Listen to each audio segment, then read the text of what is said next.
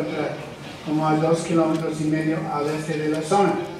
El cerrito protegido conforma solamente una parte de lo que podemos llamar el sitio arqueológico de Sachila, es decir, la extensión en tiempos prehispánicos de la ocupación, probablemente tan dispersa como el pueblo actual. La parte del sitio encima de la prominencia rocosa, lo que se ve como mancha verde y amarillenta en la foto, debe haber sido el centro del poblado prehispánico. Sería equivalente, por ejemplo, al área central de Monte Albán, mientras que lo demás de Sachila sería equivalente a todas las terrazas de Monte Albán, además de los conjuntos distantes del centro como Monte Albán Chico abajo. Aquí tenemos un mapa del pueblo que hizo Ismael y muestra algunos de los rescates que se han hecho.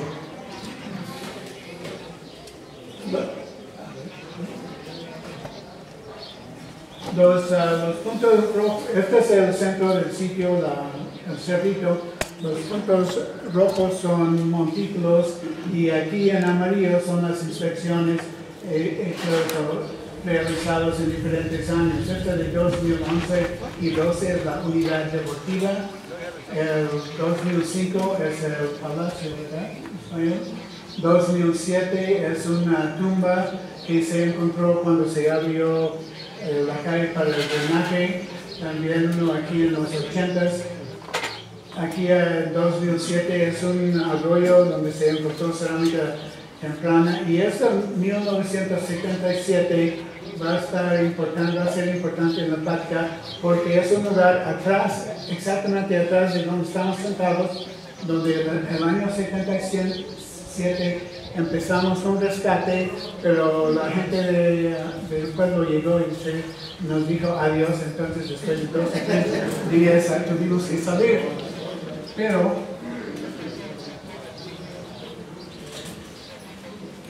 siguiente, afortunadamente pudimos rescatar la cerámica y hace poco tiempo Emilio, Pablo, Cira y algunos otros lograron armar algunas vasijas y esta es la base de algunas informaciones nuevas que presentamos sobre Sachila.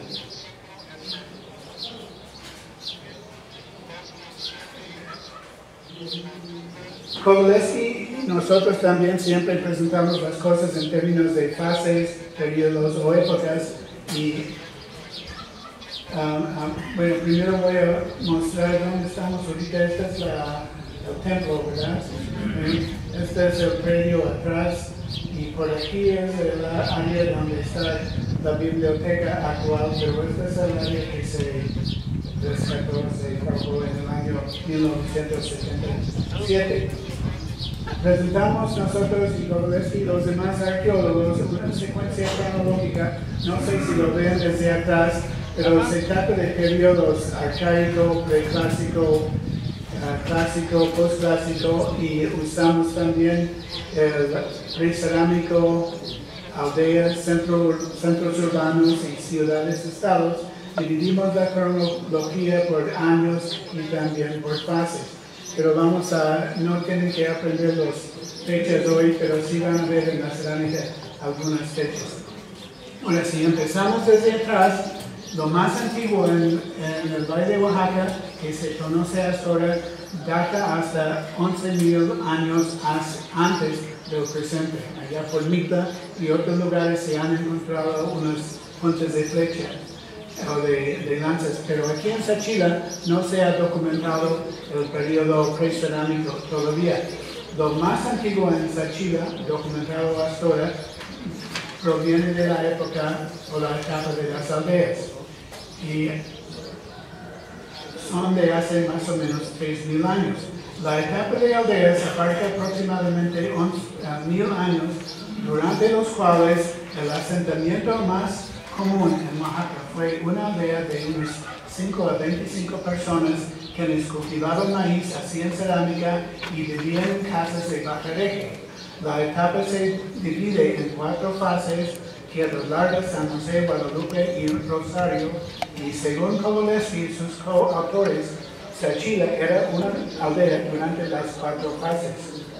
no sabemos en qué parte de la superficie del sitio Kowaleski y sus ayudantes encontraron la cerámica, pero sí sabemos dónde nosotros encontramos cerámica, precisamente el lugar aquí atrás. Entonces, ya está documentado en Sachila una ocupación de la fase Tierras Largas, de la fase San José y las otras dos fases. Ahora, pero lo que no sabemos es qué tan grande era el sitio. Lo interesante es que esta parte aquí atrás del lado oeste del cerrito es precisamente la parte oeste afuera del río, o atrás del río. El río seguramente hace años corría igual que ahora al este del sitio, y en casi todos los sitios que conocemos del preclásico en Oaxaca, las ocupaciones están hacia el río. Entonces, en este caso, si hay cerámica al lado oeste y pensamos que había cerámica al lado oeste, al lado este, ¿cuánta distancia hay? Pues hay como 200 metros, ¿no? de lado a lado en el sitio de la isla, y de norte a sur también 200 metros. 200 por 200, ¿cuánto es? ¿4,000? ¿4,000? No, más. 40,000, ¿cuántas hectáreas son? Son 4 hectáreas.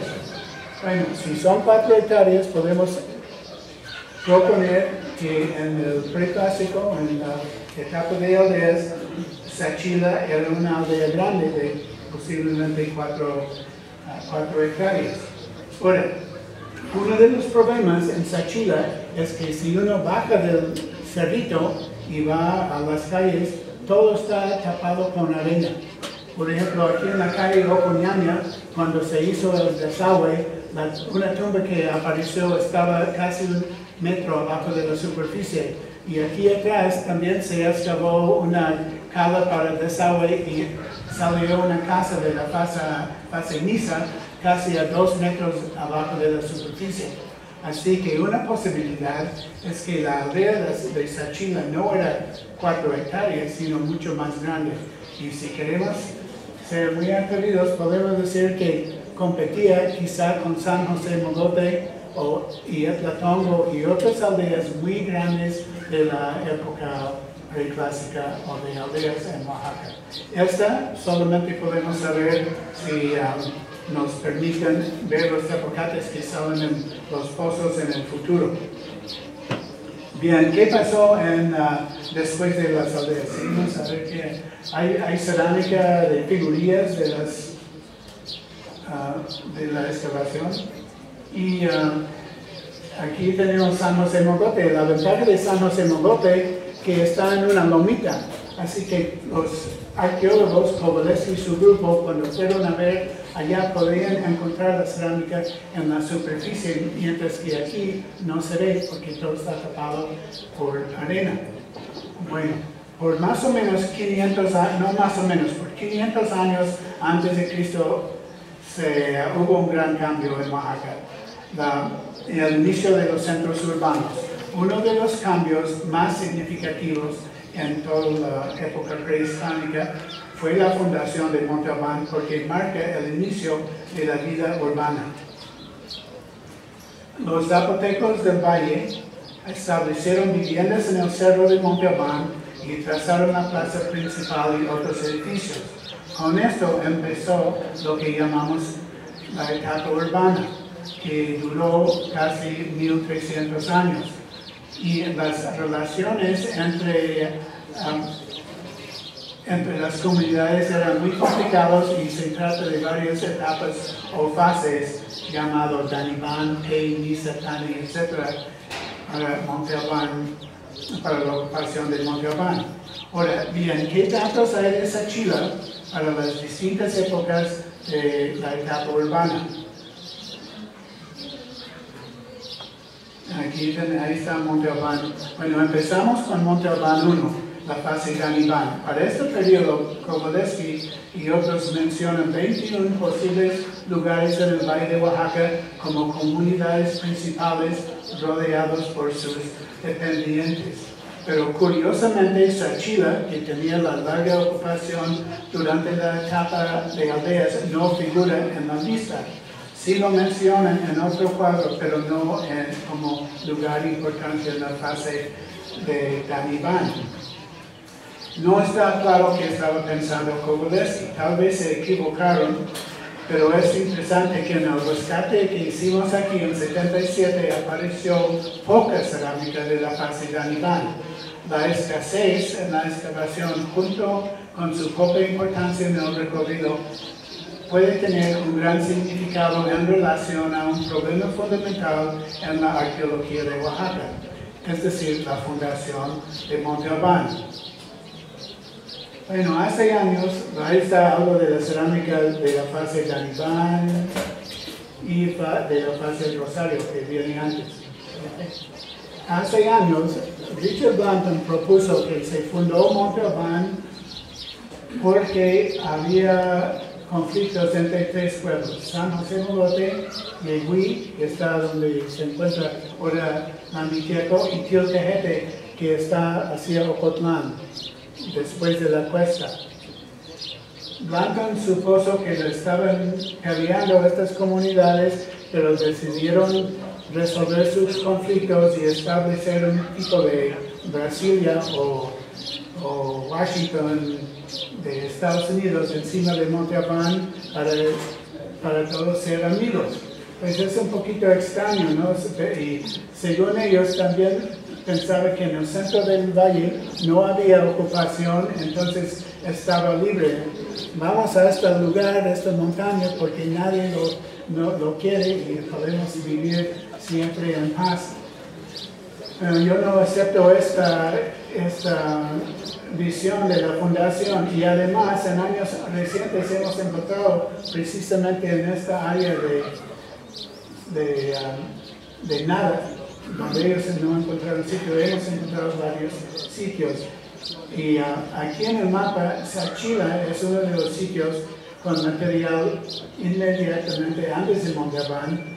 Y si uno piensa que Sachila era tan importante en tiempos posteriores, no será posible que también participó Sachila con las otras comunidades en el centro del valle como fundador de Monte Albán.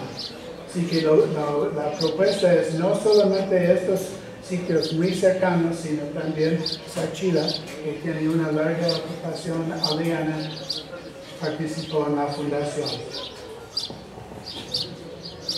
Bueno, ahora después de la fundación de Monte Albán, viene la fase P.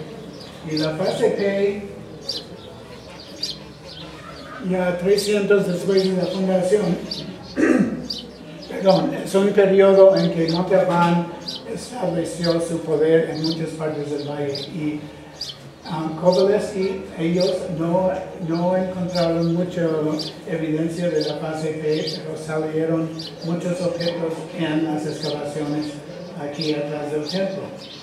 Ahora la explicación o la pregunta es qué estaban haciendo la gente aquí en la fase P, y uno podría proponer que uno de los problemas de Monte Albán es cómo abastecerse de comida durante todos los años, y yo creo que una posibilidad muy acertada es que la gente de Monte Albán establecieron centros en el valle, incluyendo un lugar aquí en Sachila, que tiene los terrenos de cultivo mejores de esta parte del valle para controlar la producción.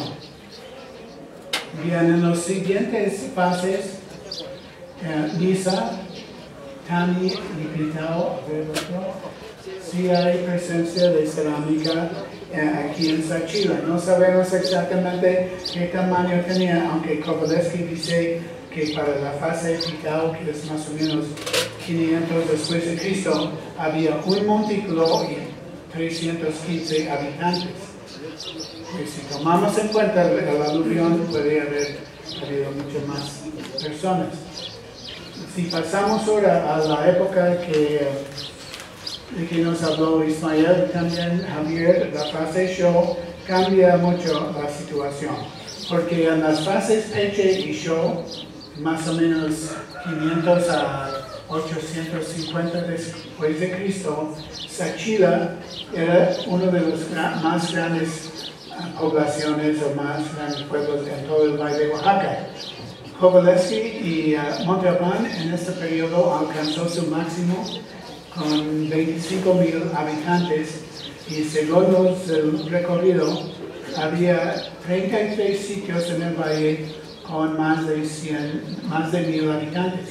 Sachila era entre los más grandes y contaba con 16 montículos y una población estimada de más de 2,000 personas. Vamos a ver aquí. Aquí es un mapa del recorrido con uno de los sitios importantes. Y aquí está la tabla, así aparecen en el libro de Coveleski las tablas de sitios importantes y uno tiene que entender la clave de los sitios, pero no sé dónde está. En alguna parte hay uno que empieza con ZA y es Sachila. ¿Acá? En la segunda, la de la derecha, Sachila, sí, no tiene la clave. Bueno, así aparecen los datos en lo de Coveleski. A ver qué más. Y aquí hay parte de la cerámica de la fase show que apareció en la excavación. Esta no se ve muy bien en la foto, pero es una nariz más o menos de este tamaño de una vasija de pique, una vasija enorme. Fragmentos de figurillas como los que presentó Gonzalo. Hay cerámica supuestamente gris que salió mal en la cocción, salió de color amarillo o color rosado. Y esto es interesante porque implica producción de cerámica aquí en el sitio. Y si ustedes checan la página web del trabajo en Anzompa que se están realizando ahora, encontraron en Anzompa un horno de cerámica, de producción de cerámica en el centro del sitio. Y aquí también entonces tenemos un ejemplo de la producción de cerámica cerca de donde vivían la gente más importante. Sé que la producción estaba controlada por los élites. Más, aquí hay un chirmolero que salió color blanco, que debe haber sido gris. Y ahora con eso ya llegamos al final. Bueno, ¿qué estaban haciendo en Sachila en esta parte de la fase show? También hay muchos sitios. Están 4 mogotes que se pasa yendo a Oaxaca. Uno en Jalpan está el sitio de Noriega y varios que también tenían sus propios centros y personas que quizás estaban controlando otra vez la producción de comida para ellos mismos y para Monte Albán. Pero y después de eso viene el postclásico, ¿no? Lo de las épocas de las tumbas. Por 800 después de Cristo hubo un cambio mayor en el Valle de Oaxaca con el colapso de los centros urbanos. Perdieron población y sobre todo perdieron su sector de la élite con sus palacios y tumbas elegantes, la escritura en pieles grabadas, las urnas o grandes figuras de cerámica. Los arqueólogos no están de acuerdo en cómo explicar este cambio. Quizás se debía a una sequía o a una inhabilidad de la élite de mantener y administrar la sociedad.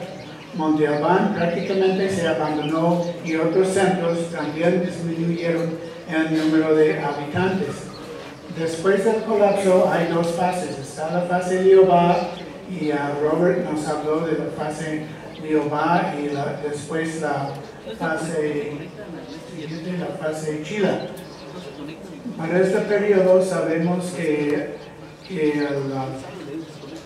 ¿cómo se llama esta Chila? Estaba muy grande porque la excavación en la unidad deportiva produjo algunas evidencias de la fase Liobá.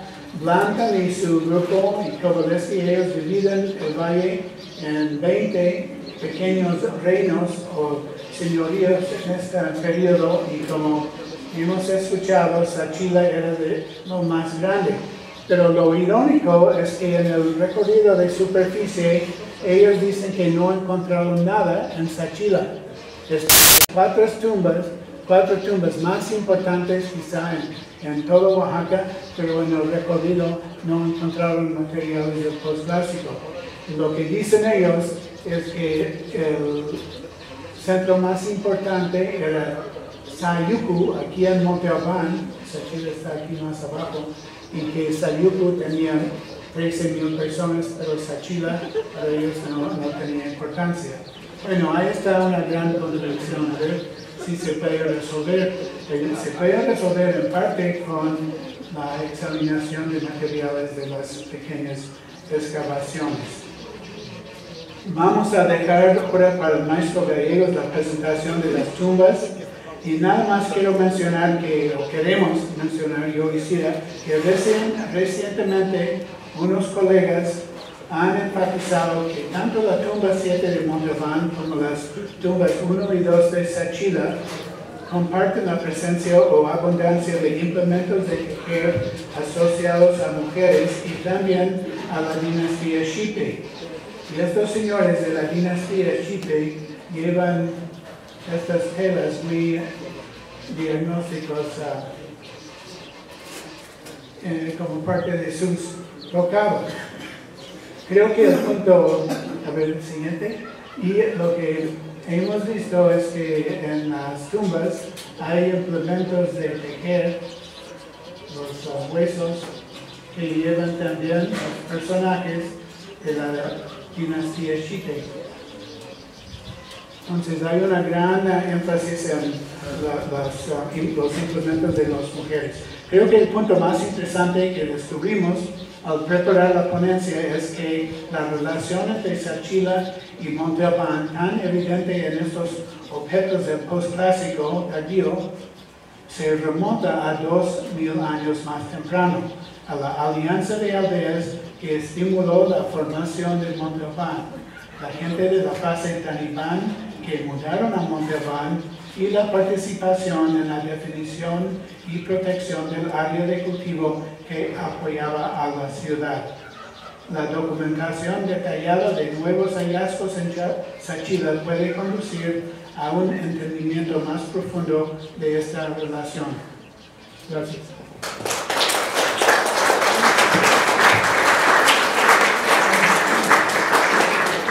Agradecemos al doctor Marcos Winke y a Marcelo García Martínez por la excelente presentación. Damos paso entonces a la conferencia del maestro Roberto Gallegos, que amablemente nos acompaña.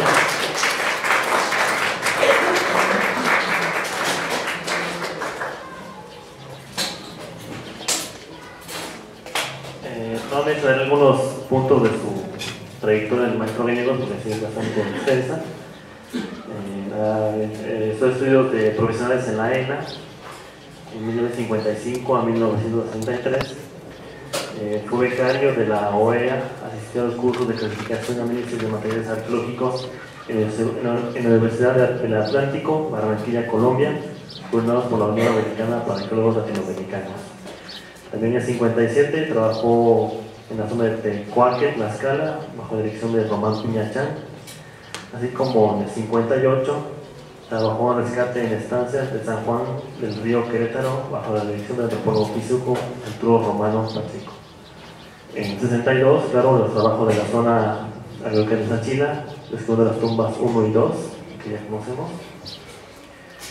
En los 70 fue arqueólogo de Inculpic, Chiapas, y elaboró proyectos para dotar de servicios a las zonas arqueológicas de Tula, Hidalgo, Chicalco, Morelos, Monte Albán y Chichén Itzá. Recientemente era responsable de los trabajos de conservación de monumentos arqueológicos de la zona de Mixcoac y se ha realizado la investigación documental para un proyecto del Museo del Sitio, inicialmente relacionado con Mixcoac y actualmente sobre la historia de la Cuenca de México. Le damos la palabra al maestro Gallegos.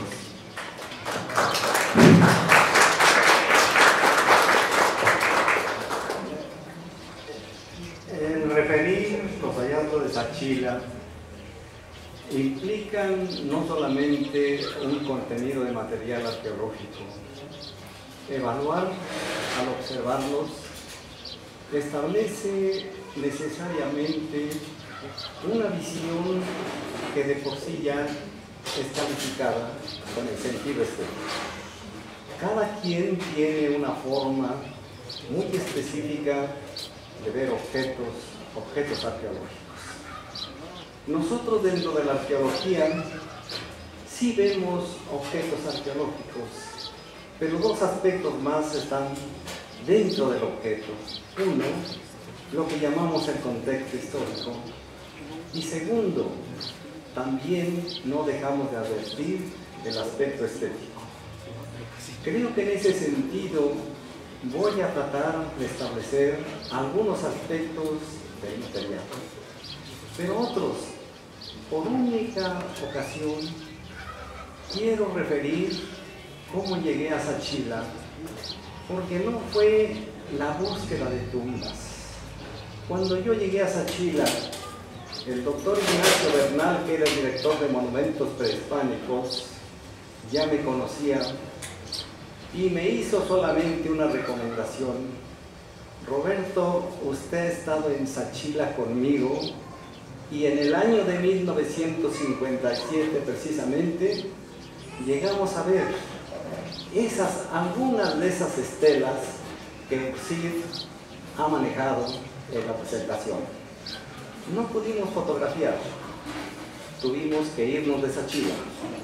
Sin embargo, no nos quedó de ninguna manera la amargura de un fracaso. Sabemos, y eso es fundamental, y por eso lo quiero expresar dentro de lo que quiero, y ojalá que no los aburra. Soy originario de un poblado del estado de Tlaxcala, que igualmente tiene una tradición histórica, Yahuitlán. Es el sentido, es en alguna forma la tradición, el enorgullecer y enorgullecer a quienes somos originarios de un poblado de raíces prehispánicas, el que se conserve y se mantenga hasta su nombre. Pero también importante es que se preserve el patrimonio cultural. No estudiamos arqueología solamente para ver objetos. También tenemos el compromiso social de preservar y mantener el patrimonio cultural. Por eso los museos tampoco son el resguardo de materiales arqueológicos. Tienen la función de informar de quiénes fueron, para qué los utilizaron, en qué época. Y ese es un pendiente que yo tengo y que abordaré al final de esta exposición. Yo les pido que tengan un poco de paciencia. Tal vez el paso de los años me permite retener imágenes, pero es una limitación de tiempo que yo espero superar y no cansarnos. Aquí me han hecho favor de leer un poco lo que llamamos la currícula, es decir, la trayectoria profesional. Yo no la uso como currícula, no la uso para vanagloriarme, no. Detrás de eso lo que yo veo es cómo nos formamos, cómo nos hicimos arqueólogos, cómo adquirimos las responsabilidades. Y en ese sentido quiero decir, soy egresado de la ENA, ingresé a la ENA en el año de 1955 y en 1956 yo había llevado mis cursos de arqueología con Román Piñachán, Juan Comas y otros más. En 1956, por primera vez me acerqué a ese material arqueológico que han ponderado, la cerámica prehispánica. Así aprendimos a recolectar materiales, a excavar pozos estratigráficos, a obtenerlos, a clasificarlos y a ordenarlos y finalmente sacar un contexto. Fue con don Eduardo Noguera. Seguimos adelante y yo me precio de haber participado en el estado de Oaxaca. En 1957, por primera vez, después de haber trabajado con Piñachán en Tlaxcala, en Tecuaque, se me dio la comisión, siendo estudiante, de apoyar a un colega en la región chinanteca. En la Chinantla, en el cauce del río, en la cuenca del río Valle Nacional, aprendimos realmente lo que son los recorridos, lo que es navegar en las balsas, lo que es trabajar en las temperaturas altas y en las condiciones ambientales difíciles, pero hicimos el trabajo. Allí también encontramos las primeras tumbas, las tumbas de los chinantecos con ricas ofrendas de objetos que hoy ponderamos por su belleza y que son mixtecos.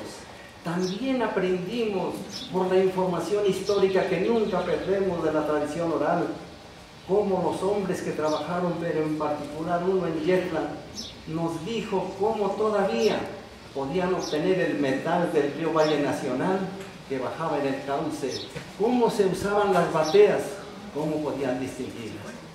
Ese era el aprendizaje que llevábamos. En 57 finalmente, por esos llamados primeros méritos, tuve oportunidad de aprender a organizar el trabajo.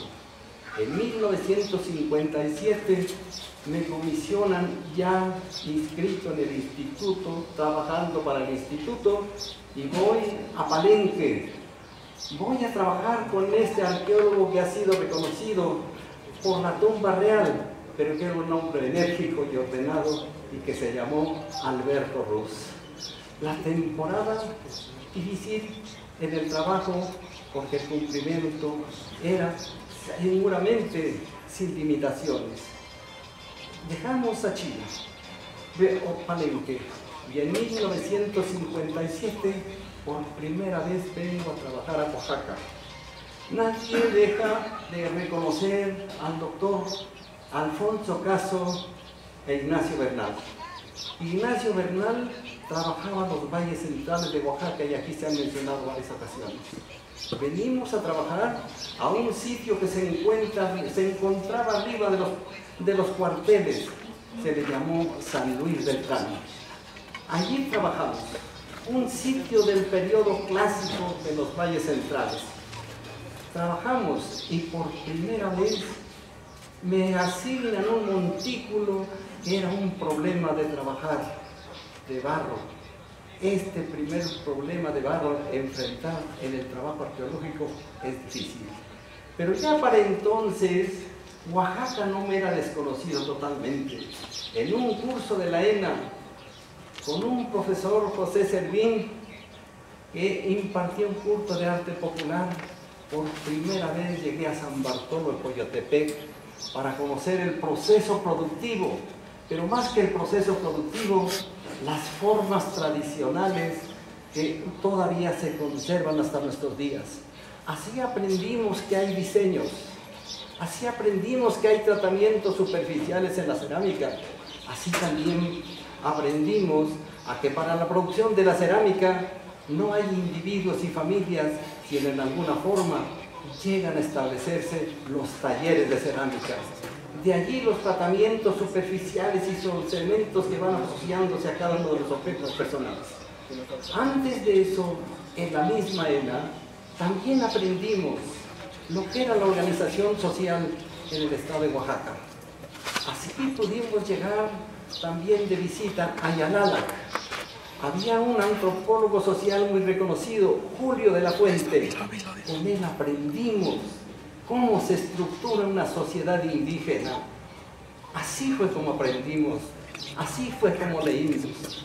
Pero también pudimos establecer cuál es la función de los mercados. Entonces no había las carreteras y llegamos a Traquear.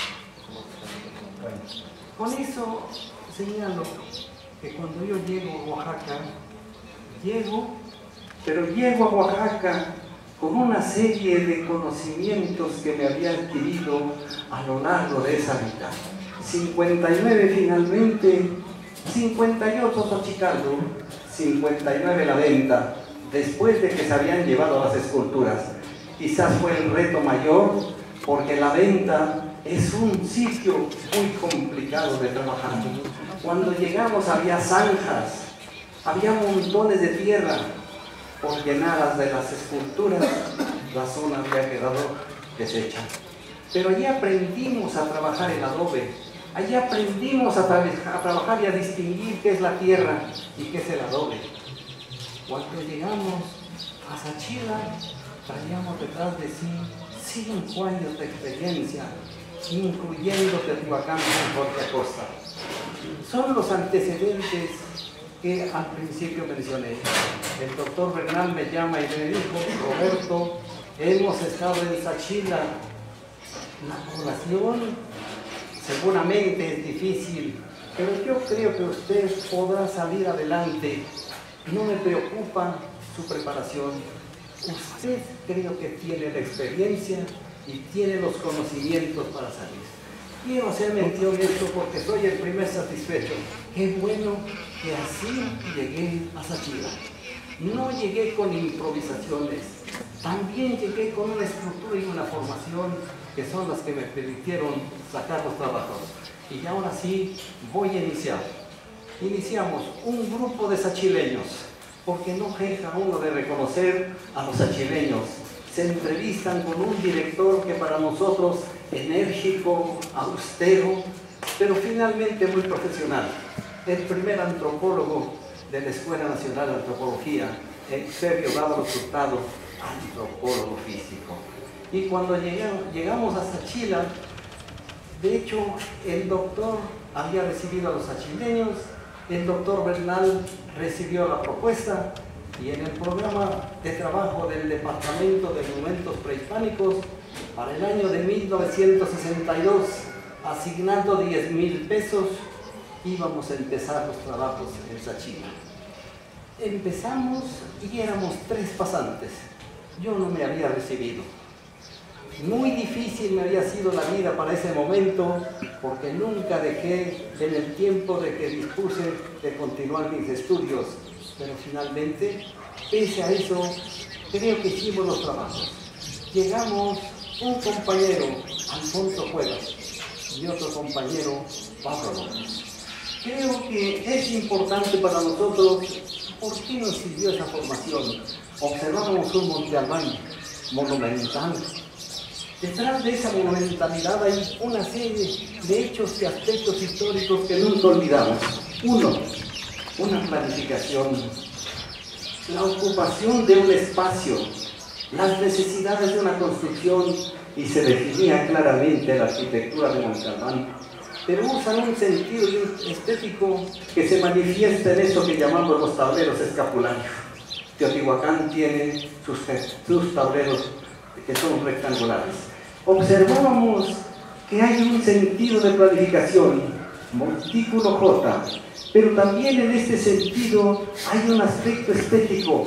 Cuando nosotros vemos que los conjuntos que aquí se encuentran a nuestra derecha son los complejos M y O, son los 2 complejos arquitectónicos que en relación con el grupo central y los grupos, el grupo de edificios del lado norte, visualmente están equilibrados.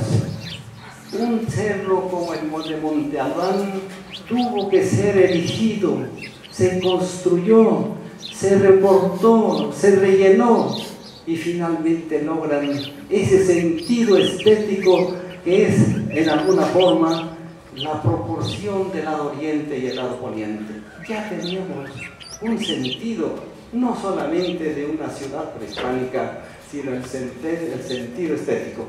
Detrás de eso advertíamos una organización social de trabajo, arquitectos, ingenieros, astrónomos, matemáticos. Estábamos encontrando la primera gran división social, la sociedad urbana y la sociedad rural que habitaba los valles. Esto nos condujo finalmente. Cuando llegamos a Sachila, la tradición oral en los valles centrales era que Sachila había sido la capital, la última ciudad zapoteca hasta antes de ocurrir la conquista española. no teníamos mucha información, pero sí alguna de ella la llegamos a recabar. Por esa razón, el haber llegado a Sachila y ver en el primer recorrido algo que creo que ustedes han perdido los sachileños, lo han perdido visualmente, pero llegar a Sachila era ver una serie de construcciones, las casas de tradición prehispánica construidas con adobe. Todavía advierten ustedes aquí en esta construcción que es parte de la iglesia, la parte elevada. Y recordamos con agrado, rememoramos, cuando salíamos de la ciudad de Oaxaca, seguíamos hasta San Bartolo, Coyotepec, tomábamos un camino de terracería, por ahí llegábamos al río, cruzábamos el río y después de cruzar el río veíamos esos árboles frondosos. Habíamos cruzado los campos de labor, unos árboles frondosos de las construcciones. Eran las construcciones de Sachila. Sus calles eran de tierra, pero era un poblado muy característico de todavía aquella etapa del México en el que predominaba aún una población evidentemente agrícola o agraria. Voy a empezar ahora con los trabajos. Si me hace favor. Primero, no teníamos todos los recursos, pero en algún momento necesitábamos a un topógrafo, no alguien que escribiera en una hoja de papel lo que visualmente veía. Esto es parte de un ingeniero topógrafo, pero que, dada la limitación del tiempo, observan las curvas de nivel y hacia su izquierda ese recuadro pequeño donde están los edificios de la zona arqueológica, pero también allí aparecen las partes elevadas de eso que todavía conservan, es decir, los montículos y el montículo mayor al que llamaban el cerro o el cerrito. Este es el montículo antes de iniciar los trabajos. Como ustedes observan y advierten, lo único que habíamos que quitado eran algunos árboles pequeños, algunos nopales que estaban, pero este es el edificio, el montículo que habíamos definido. Habíamos recorrido, no solamente llegamos ahí, habíamos recorrido ya el pueblo. La siguiente, por favor. Este es el montículo hoy con edificios que habíamos explorado, y ahí estaba el resultado de casi 3 meses de trabajo. Difícil, sí, difícil, pero no imposible. Recuperamos los niveles, recuperamos hasta donde fue posible las estructuras. En algún momento reproducimos o mandamos a hacer el adobe para que se preservaran los testigos muros que habían sido localizados. La siguiente, por favor. El proceso de trabajo. Este proceso de trabajo, lo que es muy común y se observa en todas partes, en un caso son calas, en otro caso son trincheras, pero sí se observa que en el avance de los trabajos pudimos rescatar muros, pero también los fuimos asociando con esos pisos de estuco que nos guiaban horizontalmente y nos permitían definir con cuidado, pero con claridad, la extensión de esas construcciones.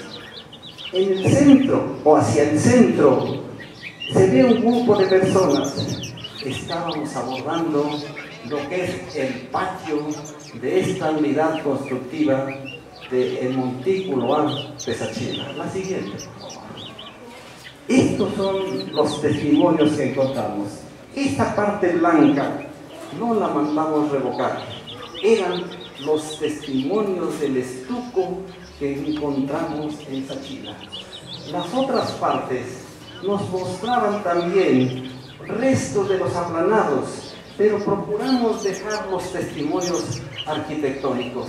Jorge Acosta, enérgico, había trabajado en Monte Albán, era miembro de monumentos prehispánicos, había trabajado con él en Teotihuacán, y con esa rigidez que tenía, nos enseñó también a ver que los testimonios arquitectónicos muchas veces son necesarios de dejarse para ver cómo eran y cómo habíamos encontrado posteriormente los edificios. Observamos los muros de adobe, pero también cómo se había utilizado la piedra para definir tanto las plataformas habitacionales de habitaciones, más bien, como estos elementos de la arquitectura de Sachila. La siguiente, por favor. Habíamos descubierto pisos, muros, pasillos, y al fondo, naturalmente, no podía dejar de apreciarse el montículo o el cerrito de Sachila. La siguiente, por favor. En uno de los trabajos llegamos, desde luego, en este caso, es la sala más importante de Sachila. Su piso de estuco, y alguien había mencionado ya, tenemos los restos de un fogón. Observamos también ese núcleo de barro al centro.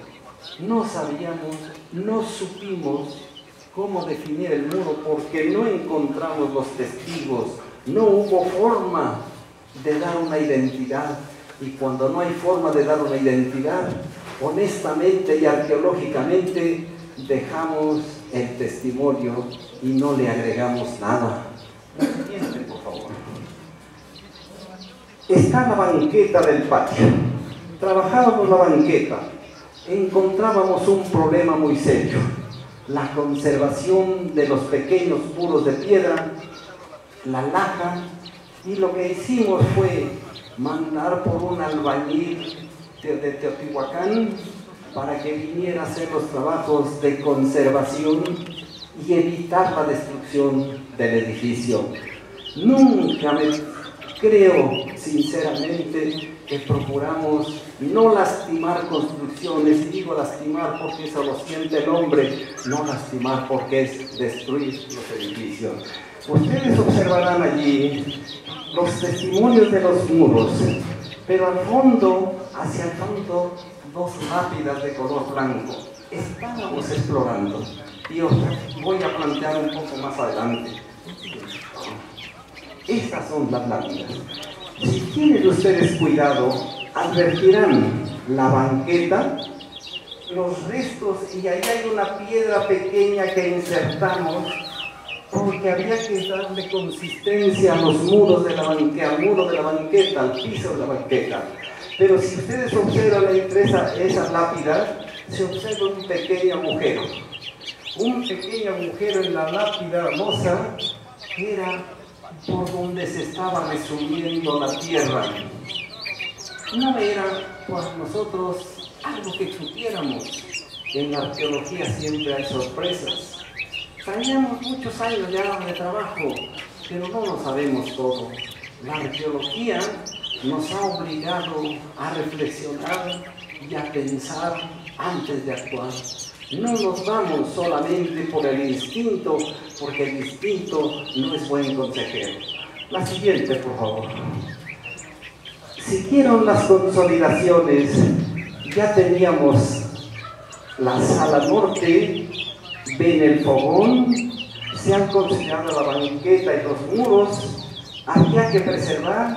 Sí, aquí teníamos, y decía Jorge Acosta, como también lo decía Ruz, no podemos dejar piedras que suponemos que ocupaban un lugar y así las dejamos, porque finalmente los muros no se construyeron así. El hombre los hizo con un sentido de función arquitectónica, pero también con un sentido de función estética. Y allí vemos, se está consolidando los muros. La siguiente, por favor.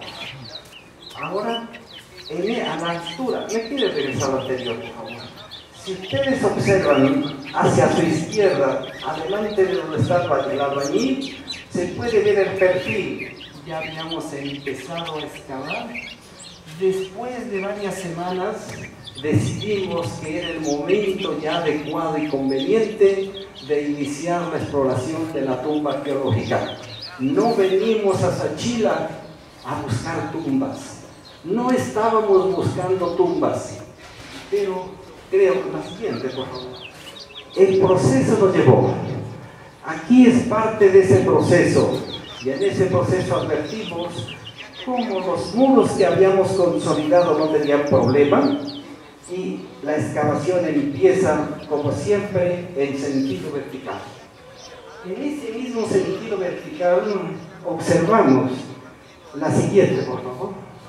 Habíamos llegado al final. Seguramente para muchos el trabajo arqueológico es descubrir monumentos, es hallar las ofrendas. Varios años después, cuando teníamos las notas de campo, reflexionamos. No está en mi tesis porque yo utilicé como tesis para obtener el reconocimiento de arqueólogo. Nunca nos fuimos a los grados académicos y nunca nos han interesado los grados académicos. Yo quería ser arqueólogo y eso soy, arqueólogo. Cuando en alguna forma de reflexionar habíamos visto que al profundizar, al excavar, encontrábamos unos recipientes de cerámica gris, cuencos o cajetes con restos o testimonios de fuego. De pronto, sí estaban registrados en las notas de campo, pero no llegamos en ese momento a reflexionar. Posteriormente nos dimos cuenta que así como nosotros fuimos descendiendo y fuimos encontrando los cajetes con restos de fuego, pudimos asociar. Cuando se sepultó el Señor era exactamente al revés. Se sepultó en la noche. Algunas de las relaciones geográficas por allí dice que los enterramientos eran a la medianoche. No podíamos decir que eran a la medianoche, pero sí nos dimos cuenta que se habían realizado en la oscuridad. Por eso, en las 4 esquinas de ese cubo encontrábamos sucesivamente descendiendo los cajetes con los restos del fuego del fogón. Así llegamos, y aquí no sé si aún se ve o no porque ya no alcanza a distinguir, pero al final en las 4 esquinas de este cubo, en estas 4 esquinas del cubo, excavan los recipientes que habían servido para la lumbre, para iluminar.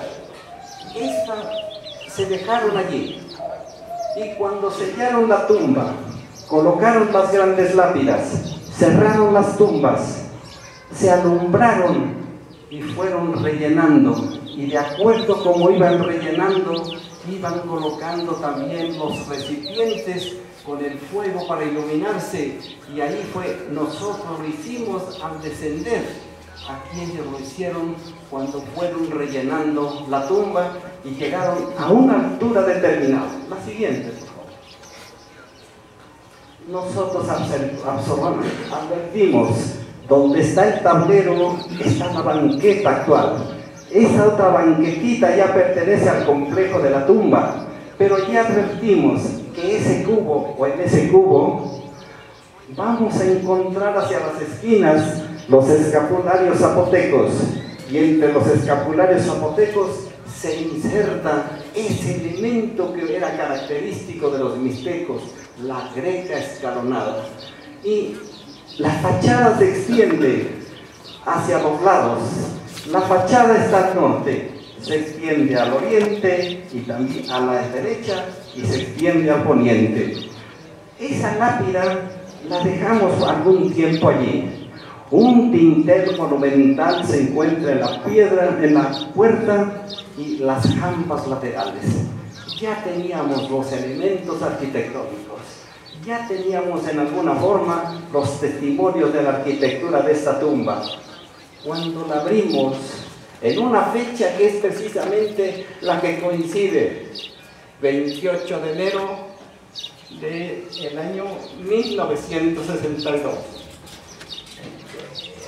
Se dejó como testimonio, y ustedes observan, una ofrenda, seguramente una de las últimas ofrendas depositadas, una olla y un cuenco.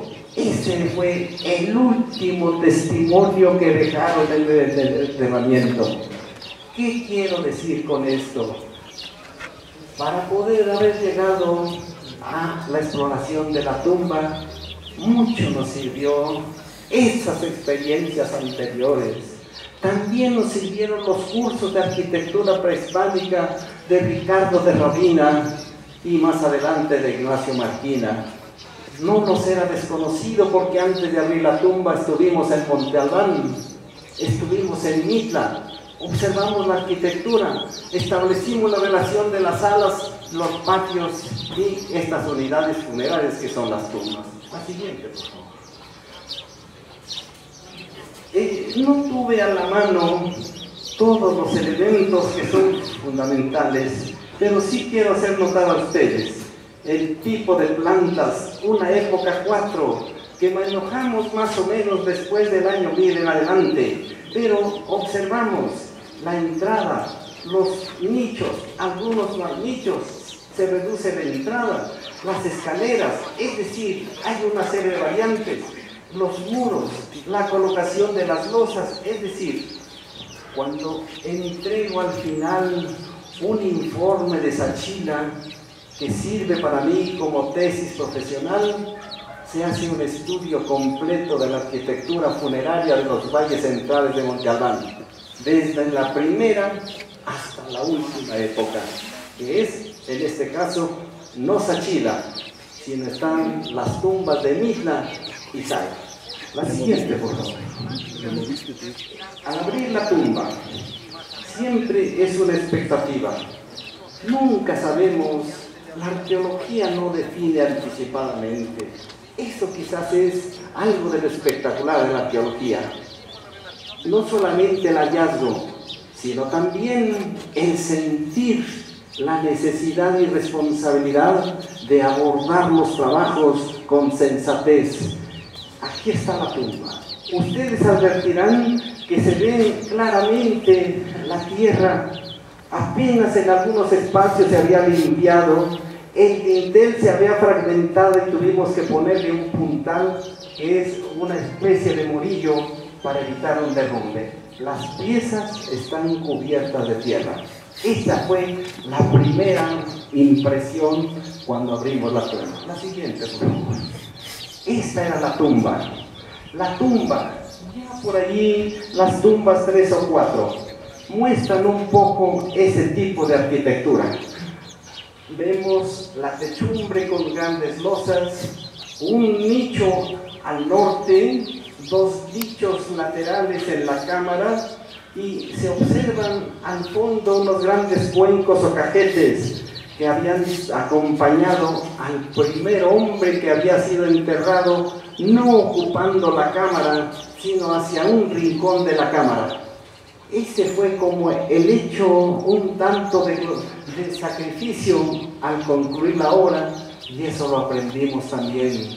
Muchos edificios cuando se inician en el periodo prehispánico tienen un sacrificio, o bien cuando se concluyen las construcciones también hay otro sacrificio, rituales funerarios en función de los edificios, no de las personas.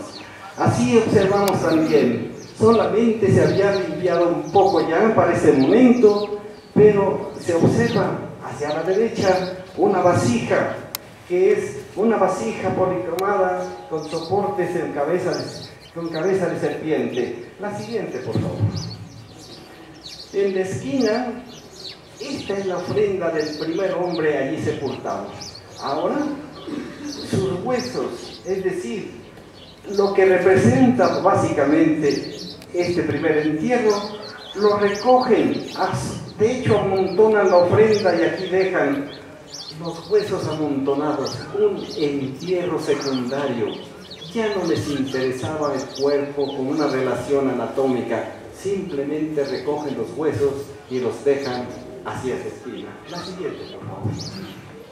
Ahora vamos hacia los individuos. Este es el personaje principal y este es su acompañante. Muchas veces me preguntaron, y no había necesidad de justificar, porque profesional y éticamente creemos que lo que hicimos fue con sentido de responsabilidad. ¿Cómo recuperar huesos cuando estos se encontraban en una situación como esta de desintegración? Mucho fue el hecho de que pudiéramos determinar las posiciones y la relación anatómica, poder establecer a dónde estaba el personaje principal y a dónde estaba su acompañante. Pero aquí viene el objeto. Yo decía, el objeto no es describir. Vamos a encontrar un objeto aquí, un objeto convexo de oro, y aquí un pectoral, un anillo de oro. La siguiente, por favor. Aquí está el anillo de oro. El anillo de oro que se encontró entre los fémures del individuo. Nos llevó a establecer una relación anatómica. El momento en que este hombre es depositado, las manos van juntas, al frente, llegan abajo de la cintura, y entre precisamente los huesos que son los fémures y la pelvis aparece precisamente el anillo que portaba. Ya no se ve una relación con el hueso, pero afortunadamente aquí las falanges ya alcanzaban a distinguir. La siguiente, por favor. Este es el anillo, un anillo de oro. Importante, y me adelanto, un anillo de esto. Yo no conocía las joyas de Monte Albán con detenimiento. Eso lo aprendimos después. Cuando tuvimos necesidad de recurrir y de hacer la investigación, el campo nos aportó elementos, pero había que establecer también qué clase de objetos encontrábamos. Un anillo, un águila descendiente, las patas se encuentran arriba, la cabeza hacia abajo, elementos, el disco solar, representaciones de plumas y cascabeles. Es el águila descendente, un Cuauhtémoc. Al comparar más adelante, habríamos de encontrar que en la tumba 7 de Monte Albán hay varios anillos como estos, unos de oro y otros de plata. Ya no era el hallazgo simplemente de un anillo. El maestro Caso, a quien respeto, había tenido oportunidad en su momento de comentar, y así lo hicimos, y me dijo: gallegos, este anillo de Sachila con respecto a los de Monte Albán, ¿qué le parece? Son semejantes, maestro, y concordamos en que seguramente procedían del mismo taller orfebre. Al final trataré de sintetizar cuáles han sido las inquietudes últimas. No me quedé 50 años atrás. Creo que hay otros aspectos que voy a reflexionar con ustedes. La siguiente, por favor. Tomamos en cuenta que al hombre acompañante también, con su ojo aquí, podíamos distinguir en el momento de la exploración, en lo que fue propiamente el cráneo, tanto del señor como de su acompañante, encontramos fragmentos mínimos de madera asociada a una pintura. Es decir, en el momento en que los dos fueron depositados, llevaban unas máscaras de madera, lo cual no es una novedad, porque también en las informaciones históricas recurrimos a la información histórica, recurrimos a las relaciones geográficas, no nos quedamos en el hallazgo arqueológico, y podíamos establecer que portaban sus máscaras de madera en el momento de ser sepultados. La siguiente, por favor. Estos son los objetos complejos. La siguiente, por favor. Esta es la vasija que estaba cerca del personaje importante. Manifestación extraordinaria de arte. No es producto solamente de un objeto que tiene una forma específica, sino los soportes naturalistas, figurativos, las cabezas de la serpiente, con una característica que distingue a la cerámica de los mixtecos: la policromía, el uso del color. También esos ganchos que van asociados generalmente a las grecas escalonadas y que no podemos dejar de observar y advertir: grecas escalonadas y ganchos, los famosos Xicalcoyuqui. Ya teníamos a la entrada de la tumba las grecas, teníamos los objetos, la policromía, ya no andábamos tan perdidos ni en el tiempo, ni tampoco en las asociaciones culturales. La siguiente, por favor. Es la misma. La siguiente, por favor. Pero llegamos cerca del acompañante. La copa, que es excepcional.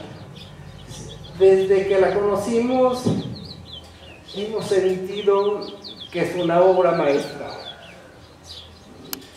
Tal vez el sentido estético de los objetos no está en qué clase de material se usa, sino en la obra que realiza el hombre, con qué sensibilidad, cómo nos puede transmitir a través de un objeto esto que nosotros llamamos el valor estético de las cosas.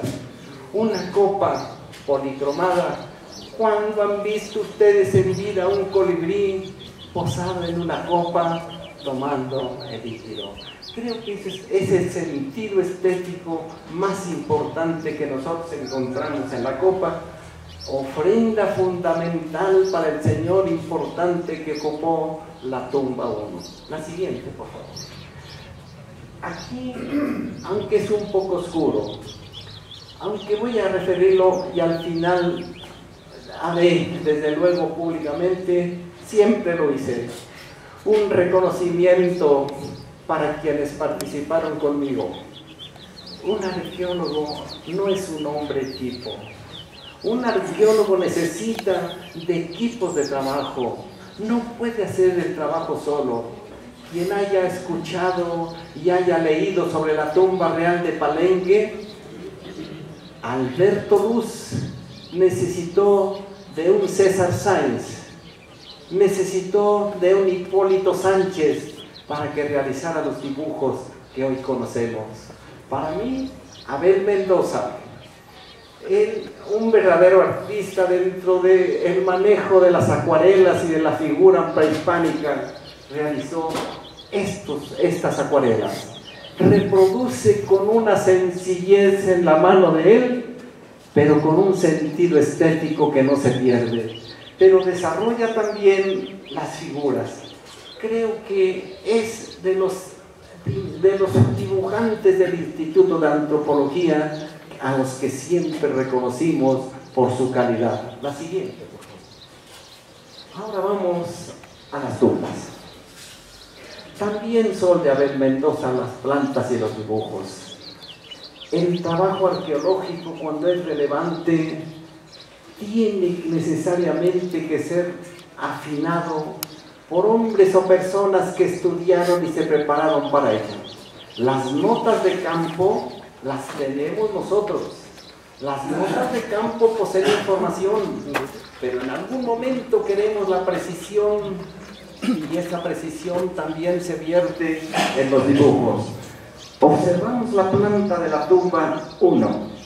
Planta, de hecho, un tanto rectangular. La escalera, el vestíbulo que bajamos, la entrada a la tumba, la ofrenda a la entrada, el personaje acompañante y el personaje principal, los objetos de los nichos poniente y oriente y el nicho norte. Vemos y observamos la ubicación de huesos y de objetos. También en la pared queríamos una precisión, y ahí está la precisión. El perfil de la tumba. Observamos al señor Coblón, a Mictlantecutli, al búho lechuza, el búho de la antecámara, obviamente el vestíbulo y la escalera, con unos monumentales peldaños que no obedecen a esa relación huella-pegante. La siguiente, por favor. Esto es, pero vamos a ver, hallazgos. Al abrir la tumba, y quise primero plantear esta, aunque el otro está definido por los personajes. Así encontramos la tumba. No habíamos hollado para nada la tumba. Siempre los trabajadores tienen soluciones para nosotros. Para un arqueólogo, el trabajador es fundamental. Tienen el ingenio, tienen el conocimiento, tienen la sensibilidad y en este caso, el haber abierto la tumba ese 28 de enero nos permitió, ellos por primera vez colocaron y obtuvieron, no sé de dónde, un tablón y unas piedras regulares para que pudiéramos, sin lastimar, poder observar lo que ustedes ven.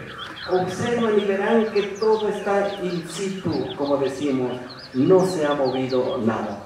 Pero si observamos esta vasija, el personaje, en la copita, pero también observen los nichos. En el nicho poniente advertíamos, destacaba un vaso, en este caso de Tecali, y vamos a ver los objetos de ese. La siguiente, por favor. Este es el vaso de Tecali. La siguiente, por favor. Esto es con la representación de un guerrero mixteco. Estilísticamente podemos definir también las figuras de zapotecos y mixtecos. No se necesita un aprendizaje especial, pero sí aprender a través de la visualización, distinguir a un teotihuacano de un azteca, a un zapoteco de un mixteco, a un totonaco de un maya. Y eso era lo que habíamos también aprendido. Un guerrero mixteco. Mixteco lleva en alguna forma su arma, pero también su escudo cochimalí. Nos recordaba mucho aquella leyenda del mixteca, aquel que quería gobernar en Tilantongo y nadie se le oponía. Es parte de la mitología de los mixtecos. Como nadie se le oponía, Mixteca retó al sol y derrotó al sol. Por eso los mixtecos en alguna forma tenían derecho, porque Mixteca había derrotado al sol, a utilizar el símbolo solar. La siguiente, por favor. Esa copa que ustedes vieron muestra una vez más la gresca escalonada, el sentido del color, de la proporción y del movimiento, y unas figuras a veces representando figuras animales y en otras representando figuras humanas. La siguiente.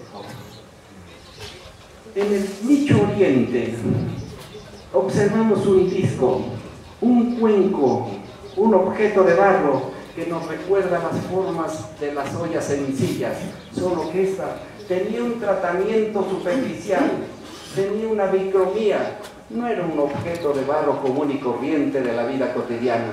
También aprendimos a distinguir los objetos de la vida cotidiana de otros objetos que cubrían otras funciones. La siguiente, por favor.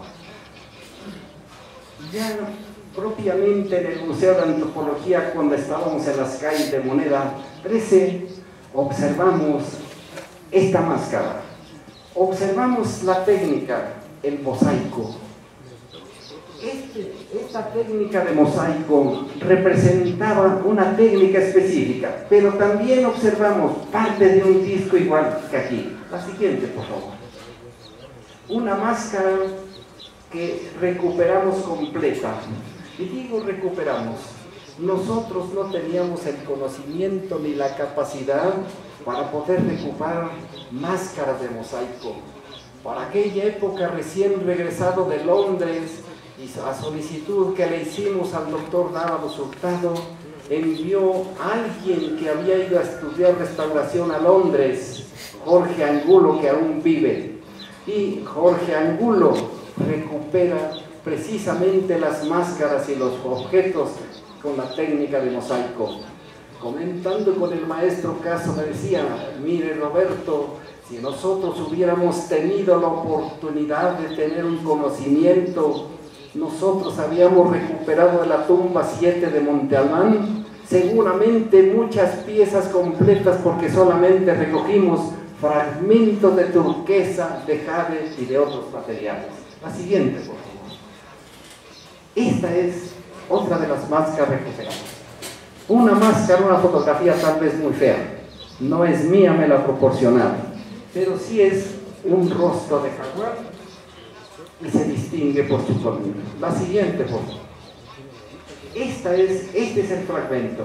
Vamos a observar. Era un disco, pero también representaba a un guerrero mixteco. Era un disco en el cual las figuras corrían o caminaban con ese sentido que arqueológicamente le hemos llamado de las procesiones. Ese disco representaba a un disco de guerreros mixtecos. La siguiente, por favor. La tumba, ahora, sigue la tumba. ¿Cómo estaba construida? También nos interesaba hacer notar que en la puerta, como entre la antecámara y la cámara, también había unos soportes a manera de pilares, jambas y las grandes losas que corrían. Esto se podía advertir, y aquí está en alguna forma el correr las grandes losas que cubrían la techumbre y vuelven a observarse nuevamente aquí. La siguiente, por favor. Vamos a las figuras. Sorprendentes las figuras. Una tumba monumental no se compara, porque tumbas monumentales solamente hay una en México, y es la tumba real de Palenque. La tumba real de Palenque representa no solamente la culminación arquitectónica del palacio del templo de las inscripciones, sino la escalera interior, la cámara, propiamente el sarcófago. Tumbas como esa, solamente una en el continente americano. Pero para la tumba de Sachila no eran figuras modeladas en estuco como las que conocemos para Palenque, pero había un hombre al fondo, un hombre que representa, como ya se había advertido por allí en otro trabajo, un hombre en posición horizontal, cubierto con un caparazón de tortuga, elemento simbólico que va asociado al hombre sacrificador, y ratifica que es sacrificador porque en su mano lleva unos cuchillos de pedernal. Emite una palabra, lleva un tocado de serpiente y la nariz dobla. Esta serpiente que dobla va acompañada de esta cola, como si fuera una serpiente celeste. La serpiente celeste que a veces se refieren para los aztecas es parte de una tradición mucho más antigua. Serpiente celeste, la que enseña el camino del sol, la que dirige el camino del sol y lo orienta. Este hombre, de hecho, es el sacrificador. Dentro de esto queremos hacer notar que hay algunos aspectos que, si tienen la paciencia, al final haré la mención de qué esperamos hacia adelante. La siguiente, por favor. El señor Cinco Flor. El señor Cinco Flor. La siguiente, por favor. Aparece en el Códice Notal. Por primera vez teníamos la oportunidad también de consultar códices. El Códice Notal, el Gubermensis. En esa forma, asociada con la información histórica de las relaciones geográficas, tratábamos de explicar. Eso es lo que busca la arqueología, explicar, en alguna forma referir la historia bajo la norma que son parte de las ciencias sociales, que nadie tiene la verdad absoluta, que hacemos planteamientos hipotéticos que tienen su vigencia, que nadie puede decir que lo que expuso es lo último y es definitivo. También eso lo aprendimos dentro del desarrollo profesional. La siguiente, por favor. Va el señor Mictlantecutli. La siguiente, por favor. El otro Mictlantecutli, pero arriba, diferente del anterior. Lleva un ave de pico largo. Es un colibrí. Empezamos también a asociar esto que yo ahora les digo en minutos, y a lo peor ya los cansé. Creo que es parte de una reflexión arqueológica que uno paulatinamente desarrolla. Mictlantecutli, vamos a las siguientes por favor, y los búhos o lechuzas. Las alas, cuando se representan a los búhos o lechuzas, normalmente las alas están plegadas. Aquí lleva las alas abiertas, es decir, iba en vuelo. Voy a tratar de emitir en este momento una síntesis. ¿Qué cosa es lo que podíamos plantear después de otros varios años de reflexionar?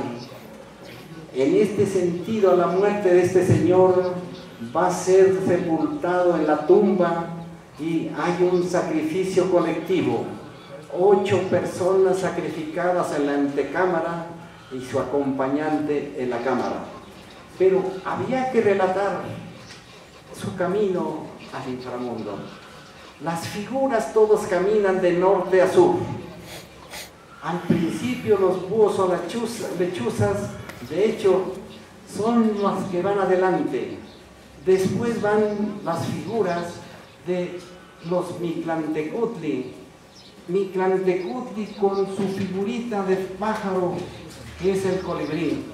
El colibrí seguramente tiene un sentido simbólico también de corta vida, anuncia igualmente o va acompañado a Mictlantecutli y forma parte de ese ritual. La cosmovisión del hombre no es la suya, la nuestra del mundo occidental. Hemos aprendido también a que hay unas diferencias entre el mundo oriental y occidental. Lo que nosotros tratamos de hacer es regresar a ese mundo indígena que tuvo su propio universo representado con una cosmovisión específica. Aquí van caminando y finalmente van 2 hombres, 5 flor y 9 flor. Es cierto, y no voy a entrar seguramente a la discusión hoy porque es parte de otro proceso, pero no aparece 9 flor, aparece 9 serpientes. Para nosotros, desde con el maestro Caso discutimos esto y decía, ¿usted qué considera sobre la diferencia entre 5 flor y 9 flor? Tomamos en cuenta las épocas, la época contemporánea. Cuando alguien fallece, normalmente los deudos procuran que exista una identidad de quién se sepultó y él murió. En el caso de este señor, nosotros decimos que es 9 flor. Posiblemente quien plantea 5 flor tenga sus elementos y seguramente habrá en algún momento alguna discusión a otro nivel para que podamos llegar en esa discusión a saber quién podría tener la razón. Pero finalmente, en el caso del señor 9 flor, es lo que hemos optado. Pero queda pendiente, naturalmente, el definir si el lienzo de Guevara algo aporta. También hemos tomado en cuenta que en la historia aprendimos a consultar la historia documental y en ese aprender la historia documental recurrimos a la Facultad de Filosofía y Letras, a la UAM, porque allí lo aprendimos, y que hay un método crítico, y que el contenido de los documentos, ya sean de tradición oral o los pictográficos, no son absolutamente documentos que tal cual nos los presentan, los aceptamos, porque hay algo que se llama método crítico para definir el contenido de los documentos. Y eso también lo hemos hecho. La siguiente, por favor. Esta es de hecho el dibujo de la ofrenda. La siguiente, por favor. Voy a proyectar algunas de las piezas que considero que son relevantes. Una jarra con una vertedera que nos recuerda la cerámica del sur del Perú. Es la vertedera y la cabeza de un ciervo. La siguiente, por favor. Otra jarra, también policromada. La siguiente, por favor. Una jarra de cuerpo esférico. La siguiente, por favor. Una vasija efigie Ya mostraremos más adelante si esta vasija efigie podría corresponder al rostro del Señor allá enterrado. Y retomamos y en un momento voy a hacer una referencia sobre esto. La siguiente, por favor. Un vaso garra de tigre.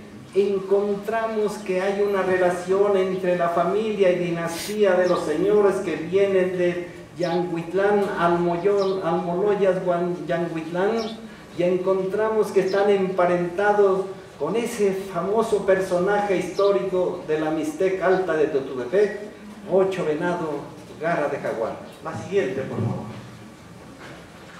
Otro plato con una figura que llamamos códice. La siguiente, por favor. Las plegaderas, trabajo excepcional de grabado realizado. La siguiente, por favor. El montículo J.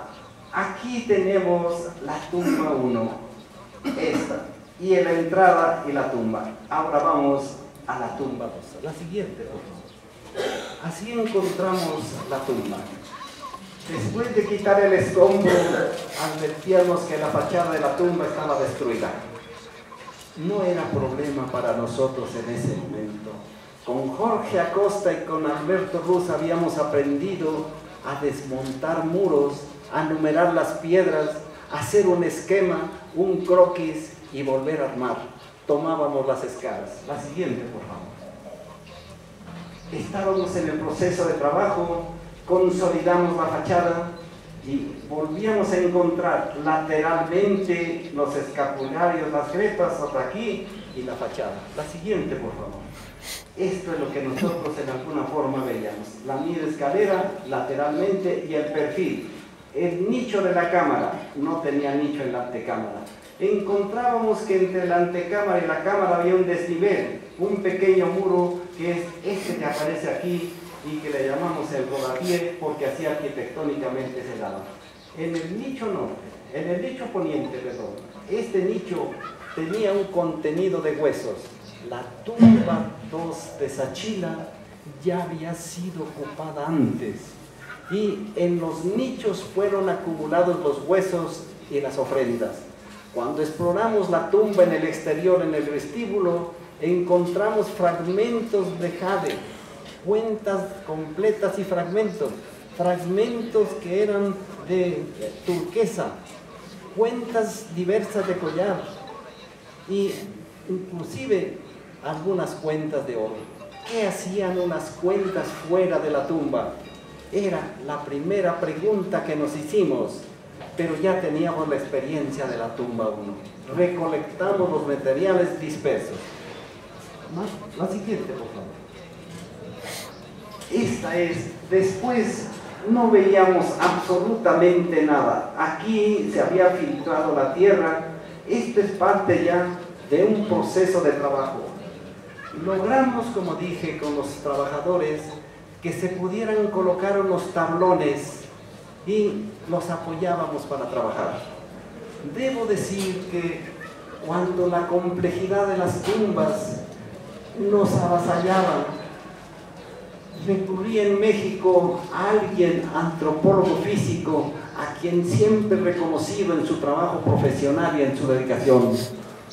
Parte de su trabajo es Tlatilco. También trabajó con Luis Abeleira en el hallazgo de Iztapan.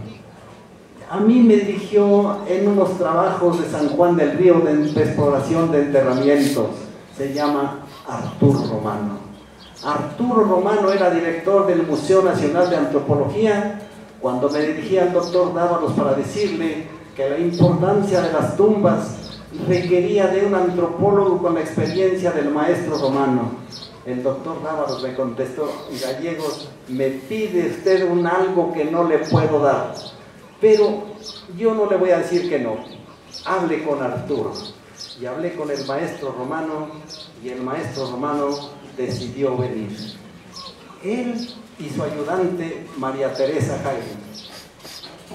Creo que es muy importante que ustedes sepan, yo acabo de mencionar que hay necesidad de los equipos de trabajo. Y nosotros sabíamos explorar enterramientos, sí habíamos aprendido, sí conocemos la anatomía humana, Sí reconocemos los huesos, sí tenemos habilidades, o teníamos por lo menos, pero nadie mejor que el maestro romano que pudo enfrentar y naturalmente coordinar el aspecto de exploración de enterramientos. Gracias a eso, ustedes van a encontrar una serie de asociaciones que solamente así pudieron determinarse. Aquí vemos, al centro de la tumba, la ofrenda de cerámica, otra más, otra de entrada. La siguiente, por favor.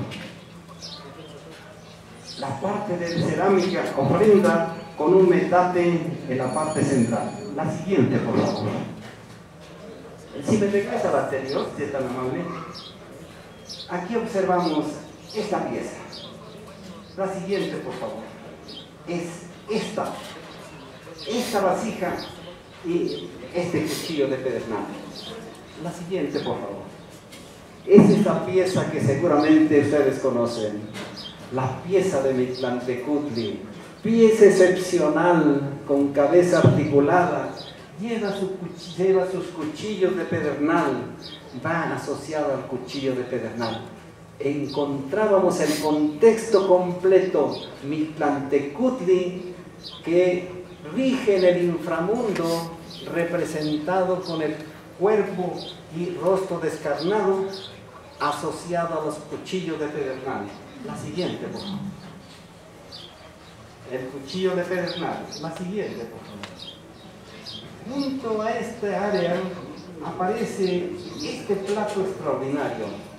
Plato que también con un sentido figurativo lleva las patas de un jaguar, soportes de un jaguar, las garras de por sí impresionantes, y en el interior los motivos decorativos de los mixtecos, y al centro, la siguiente, por favor. El plato ya después restaurado, no es fotografía mía, la siguiente, por favor. La figura del dios Manefosa con ese signo del oro. La siguiente, por favor. Vayamos ahora a la cámara. Observamos la distribución de los huesos largos, cráneos, la posición y flexibilidad de los cuerpos hasta donde era posible nos permitieron establecer las asociaciones. La siguiente, por favor. Me regresa al perdón. Me regresa, por favor. Aquí. En este rincón. La siguiente, por favor. Encontramos al personaje más importante, su cráneo, pero va asociado pectoral con sus orejeras, un collar. La siguiente, por favor. Es el pectoral que ustedes conocen. Un pectoral con el disco solar. Por eso hablé de esa leyenda del Mixteca. También vemos a la deidad solar, una figura humana que no es muy mesoamericana, pero también observamos en la parte inferior que hay dos placas muy características de la orfebrería que caracteriza a Costa Rica, que caracteriza a Coclé y que empieza desde Colombia. Habíamos tenido la oportunidad en el año de 1961 de ser becados a Colombia. Tuvimos como instructores en Barranquilla, en la Universidad del Atlántico, a un hombre que fue notable, era el curador del Museo Smithsoniano, Clifford Evans, pero también estaba Betty Meyers. También tuvimos como curador, profesor, a Jim Ford del Museo Metropolitano de Nueva York. Teníamos detrás de eso una experiencia. Así aprendimos también la clasificación de la cerámica, pero tuvimos oportunidad de trabajar en la cuenca del río Cauca, en tener a la mano los objetos de oro, de observarlos, de conocerlos. La siguiente, por favor. El collar de cuentas, unas sencillas y otras en forma de calabaza. La siguiente, por favor. Las orejeras de obsidiana. Trabajo excepcional para los lapidarios. Son piezas difíciles de obtener porque tienen el mismo diámetro. Diámetro al exterior, diámetro al exterior, diámetro al interior, un grosor y tienen su acanaladura. Son por ello piezas excepcionales dentro de la lapidaria mesoamericana y naturalmente en este caso mixteca. La siguiente, por favor. Observamos en otro caso, llevaba inserto en el antebrazo, la columna vertebral, las costillas. Vemos aquí empuñaba una serpiente que era una especie de... La siguiente, por favor. Una serpiente que seguramente sólido, consistente, que no pudimos asociar a ningún esqueleto. La siguiente, por favor. Vienen los objetos, narigueras laminadas, que tienen la siguiente, por favor. Las diversas formas, discos perforados, la siguiente. Pero aquí vemos cómo lleva un alambre de cobre que servía para insertarlo precisamente en la nariz. La siguiente, por favor. Encontramos en un nicho un hacha de cobre con restos de su empuñadura de madera. La siguiente, por favor. Un trabajo de hueso. La siguiente, por favor. Un cetro de hueso, dibujado en 3 posiciones por Abel Mendoza. Captó, realizó y reprodujo. Pero aquí vemos el rostro humano igual que aquí. Maneja la misma escala. Tenía una habilidad y una sensibilidad para reproducir. La siguiente, por favor. Una punta de proyectil de pedernal. La siguiente, por favor. Encontramos otros collares que no pudimos asociar. La siguiente, por favor. Igual que este de Contas. La siguiente, por favor. Y trabajos excepcionales. Reproducen, no sabemos de qué era, pero vemos el perfil y el rostro de un hombre con una pequeña barba, con una calidad y un sentido también estético. La siguiente, por favor. Con la representación de un vestido y la cabeza de un ave. Son miniaturas. La siguiente, por favor. Reproducción de los malacates, pintura, pero aquí aparece con una decoración de chapopote y encontramos chapopote, como encontramos tablillas de la Susmaya, como encontramos también las tablillas que son parte de eso que le llamamos el chinabrio. La siguiente, por favor. Las plegaderas de hueso también de la tumba 2. La siguiente. Esta era la tumba, esta era su planta. Este era el complejo de material óseo en el que habíamos trabajado. La siguiente, por favor.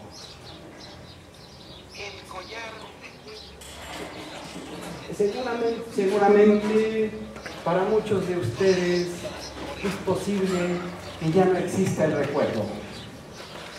El día que salimos de Sachila, estoy hablando del mes de marzo, ¿qué caracterizaba Sachila? Cuando cruzábamos el río procedentes de San Bartolo y Coyotepe, yo decía, alcanzábamos a avistar árboles frondosos y verdes de nogal. Esto corresponde a una fotografía tomada del cerrito, pero un Sachila lleno de árboles que hoy ya no vemos. De hecho, esta es la exposición.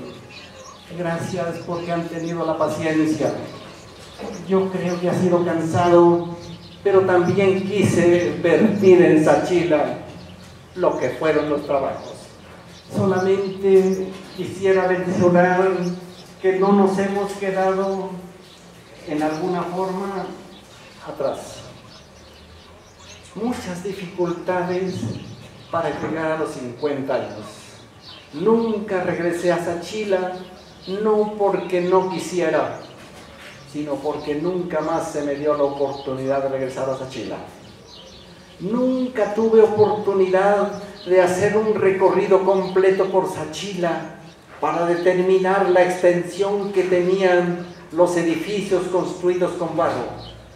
Nunca pudimos determinar, de hecho, la extensión total de Sachila para poder establecer con algunos testimonios arquitectónicos cuáles habían sido sus edificaciones, cómo se había planteado, porque Sachila es evidente que también tuvo su planificación. No será Monte Albán, pero también tuvo su planificación. Igualmente considero que en el caso de las edificaciones que todavía sobreviven, son solo lo único que nos resta, pero hablar de Sachila implica una sucesión de construcciones que van una sobre otra y sobre otra. Y dentro de la arqueología decimos, se va dando la superposición arquitectónica, pero no es superposición arquitectónica, es parte de ese proceso histórico que no se interrumpe de Monte Albán a los valles. Y si Sachila sale también como importante o relevante, es porque tuvo sus contemporáneos. Yo solamente quisiera decir que la universidad, finalmente la UNAM, recogió la inquietud que el instituto nunca tomó en cuenta. Nunca publicó el instituto el libro de las exploraciones de Sachila. En el año de 1976, la esposa de Guillermo Soberón, que era mi compañera en la docencia en la UAM, tuvo a bien abrir la puerta y, siguiendo los procedimientos que eran comunes, el doctor Guillermo Soberón hacia adelante llegar con Beatriz de la Fuente, finalmente salió publicado. 50 años después, Carlos Serrano, hoy director del Instituto de Investigaciones Antropológicas, que había colaborado conmigo en Teopanzolco, en el estado de Morelos, ha tenido a bien considerar, y seguramente se va a publicar, se va a reimprimir Sachila. Pero para esta reimpresión quiero hacer notar, en primera, se incluyen el ritual funerario del señor Nueve Flores,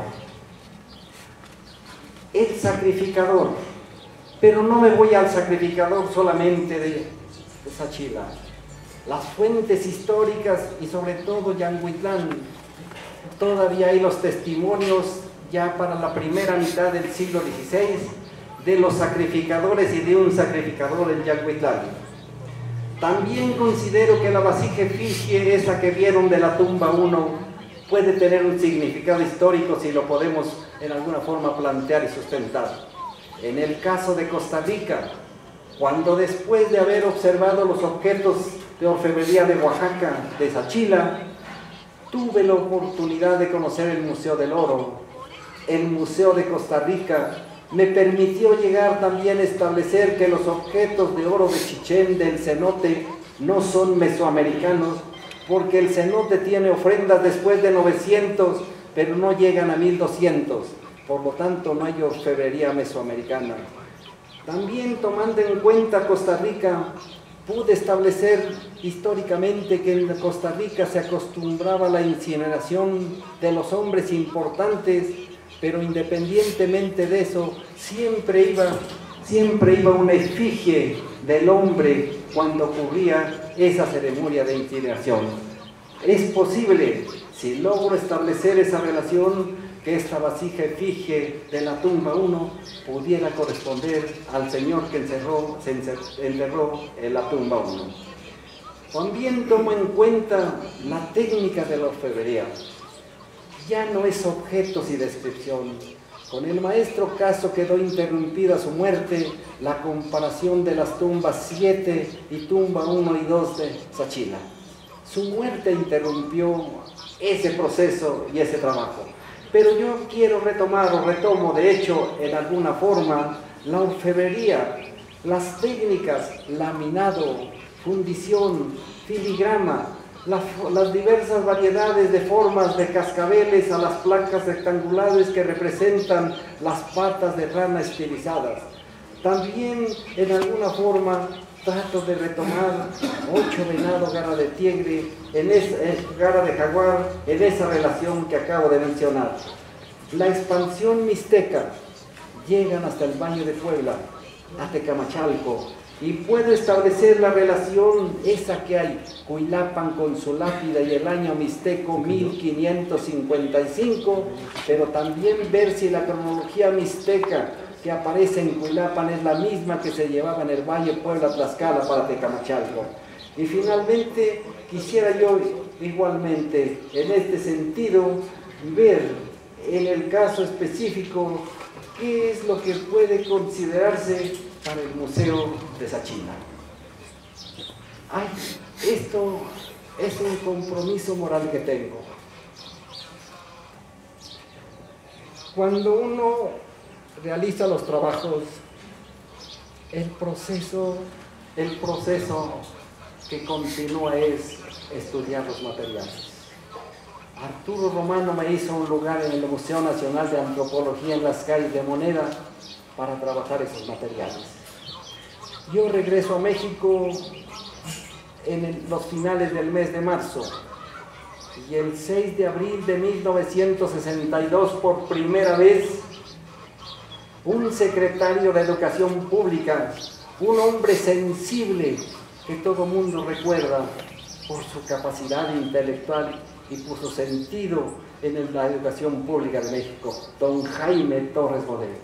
Jaime Torres Bodet fue el 6 de abril al Instituto Nacional de Antropología porque le había despertado interés los hallazgos de Sachila.